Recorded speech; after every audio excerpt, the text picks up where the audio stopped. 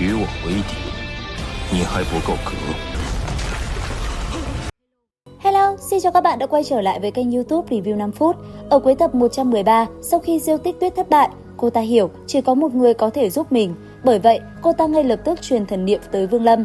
Từ đầu bên kia, thanh âm Diêu Tích Tuyết vang lên nói: "Vương đạo hữu, canh ba hôm nay hãy đến Cổ Sơn cách quân doanh ngàn dặm." Thanh âm vừa dứt, Vương Lâm nghe xong thì hơi trầm ngâm một lúc, rồi nhắm mắt tiếp tục tu luyện mà không để ý tới lời mời. Đến nửa đêm, Diêu Tích Tuyết mặc bạch y đứng trên Cổ Sơn đợi, nàng chờ mãi cho tới khi ánh bình minh ló dạng, Vương Lâm vẫn không hề xuất hiện. Khuôn mặt Diêu Tích Tuyết trở nên lạnh lùng, nàng hừ lạnh một tiếng rồi hóa thành tia sáng trắng bay thẳng đến quân doanh của Vương Lâm. Vừa tới, cô ta đã bị Thập Tam chặn lại quát: "Người tới dừng lại!" Nghe vậy, Diêu Tích Tuyết chẳng thèm để ý, tay phải điểm nhẹ một cái, một tia sáng đỏ rực lóe lên bao phủ toàn thân Thập Tam, biến hắn thành một pho tượng. 9.000 yêu binh khác từ bốn phương tám hướng lao đến. Diêu Tích Tuyết vung tay, một làn ánh sáng bay ra tạo thành kết giới ngăn cản tất cả bên ngoài. Làm xong cô ta nói: "Ta có chuyện riêng muốn nói với Vương thống lĩnh, các ngươi không cần phải xen vào." Lời vừa dứt thì cùng lúc đó, từ trong phòng Vương Lâm, một luồng khí liền bay ra phá giải phong ấn cho Thập Tam. Sau đó, một thanh âm từ trong lầu vọng ra nói: "Diêu đạo hữu quá giận rồi. Cơn bực tức của ta vẫn còn kém Vương đạo hữu." Nói xong, cô ta liền đẩy tấm màn che trước cửa và bước vào phòng Vương Lâm. Thấy cô ta, Vương Lâm lạnh lùng nói: "Bước chân vào đây, nếu ngươi không có chuyện gì khiến cho Vương mỗ động tâm thì xin mời rời đi." Đáp lại, Diêu Tích Tuyết lạnh giọng hỏi: "Ta hẹn ngươi gặp mặt, tại sao ngươi không tới?" Vương Lâm thản nhiên đáp: "Vì sao ta phải đi? Ta có một chuyện muốn Vương đạo hữu giúp ta phá một cái trận pháp cấm chế. Lúc này, Vương mỗ có chuyện quan trọng, không thể giúp đỡ. Vương đạo hữu tu vi đang ở anh biến trung kỳ, muốn tăng lên cần một số lượng tiên ngọc rất lớn, ta có thể cung cấp." Lời cô ta vừa dứt, một tia sáng chợt lóe lên trong mắt Vương Lâm, anh ấy liếc mắt nhìn Diêu Tích Tuyết hỏi: "Ngươi có thể cung cấp bao nhiêu tiên ngọc?" "Ta có thể cung cấp tất cả tiên ngọc cho đạo hữu, nếu Vương đạo hữu đồng ý thì bây giờ ta sẽ tặng cho ngươi tiên ngọc để tăng lên tới anh biến hậu kỳ."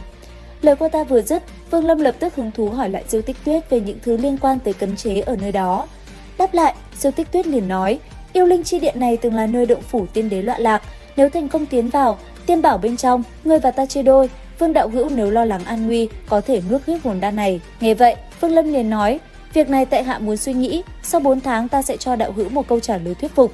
Cuối cùng thì ngươi muốn cái gì? Có càng nhiều tiên ngọc hay là pháp bảo, công pháp?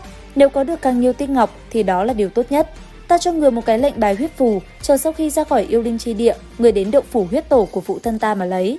Nghe xong, Vương Lâm gật đầu nhưng vẫn cù nhây nói: "Cũng được, nhưng việc này hung hiểm khó lường, tại hạ cần phải suy nghĩ." Diêu Tích Tuyết lạnh mặt quát: "Người muốn suy nghĩ bao lâu?" Đến đây Vương Lâm đáp: 3 tháng.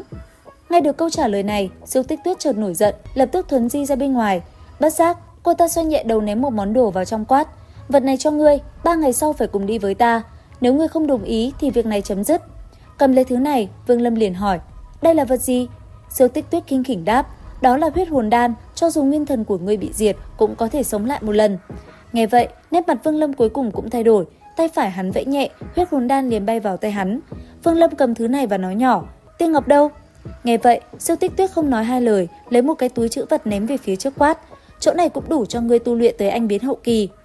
Cầm lấy nó, Vương Lâm suy nghĩ một chút rồi nói: "Cũng được." Còn bên ngoài, chỉ thấy nháy mắt sau khi nghe thấy Vương Lâm đồng ý, Diêu Tích Tuyết đã liền biến mất. Ở lại căn phòng, Vương Lâm lẩm bẩm: đột nhiên lại hào phóng như vậy, huyết hồn đan này nhất định có vấn đề. Nghĩ đến đây, Vương Lâm vẫy tay, anh ấy lập tức gọi hồn phách Tào Nhất Đấu ra khỏi hồn phiên. Vừa thấy tin kia, anh ấy đã hỏi: "Người biết huyết tổ không?" Tào Nhất Đấu biến sắc vội nói: "Có biết, uy danh của huyết tổ không người nào không biết, nghe đồn trên Thiên Vận Tinh hắn đứng vị trí thứ 3. Vương Lâm lại hỏi: "Huyết hồn đan, người đã nghe thấy chưa?" Thanh âm vừa dứt, Tào Nhất Đấu lập tức mất bình tĩnh đáp: "Chủ nhân, huyết hồn đan là một trong 3 loại bảo vật của Thiên Vận Tinh, nó có tác dụng nghịch thiên sửa mệnh, khiến cho tu sĩ đã bỏ mạng mà sống lại." Vương Lâm xòe tay phải, chỉ vào vật mà Diêu Tích Tuyết đưa cho mình hỏi: "Ngươi có biết vật này không?" Nghe vậy, Tào Nhất Đấu ngẩn người nhìn thứ này, cuối cùng hắn đảm bảo nó là thật, khuyên Vương Lâm làm theo lời hắn. Tuy nhiên, Vương Lâm thấy tò mò liền hỏi lại: "Thân phận ngươi không cao, tại sao lại hiểu rõ về huyết hồn đan như vậy?"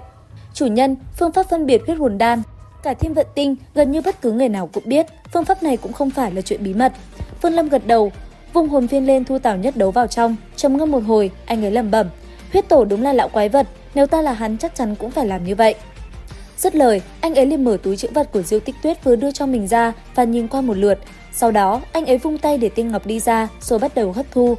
3 ngày sau, tại một ngọn cổ sơn, Diêu Tích Tuyết đang đứng chờ, không thấy Vương Lâm, cô ta lẩm bẩm: Thời gian sắp tới rồi, chẳng lẽ hắn ta đổi ý hay sao? Lời cô ta vừa dứt thì từ xa Vương Lâm bay tới. Thấy vậy, Diêu Tích Tuyết liền nói, ngươi tới đúng lúc lắm, bây giờ ta phải mở một trận pháp. Dứt lời, thân hình bay lên không trung, cô ta liền ném ra một cái lệnh bài rồi kết ấn.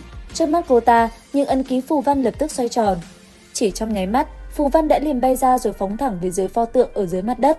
Khoảnh khắc đó, chỉ thấy bùm một tiếng, pho tượng kia đã liền nổ tung rồi chìm vào mặt đất. Thế nhưng, khi pho tượng kia biến mất thì ở đằng xa, một cánh cửa khổng lồ đã từ từ trồi lên. Nhìn nó, Vương Lâm ánh mắt không khỏi có chút kinh ngạc, tuy nhiên, anh ấy lại có chút đề phòng, trong đầu lẩm bẩm nói. Với năng lực của Diêu Tích Tuyết, cô ta hoàn toàn có thể tự dựa vào mình để vượt qua, sao cô ta lại cố ý mời ta đồng hành? Suy nghĩ của anh ấy vừa dứt thì từ phía xa, Diêu Tích Tuyết thanh âm đã vang lên nói tiếp, chúng ta cùng nhau chống đỡ 3 đạo vấn đỉnh kiếm khí là đã có thể tiến vào tiên phủ.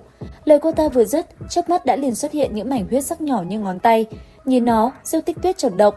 Nhất thời, cô ta chỉ vung tay một cái, toàn bộ những giọt huyết sắc kia lập tức nổ tung, từng luồng huyết vụ kinh người tỏa ra xung quanh.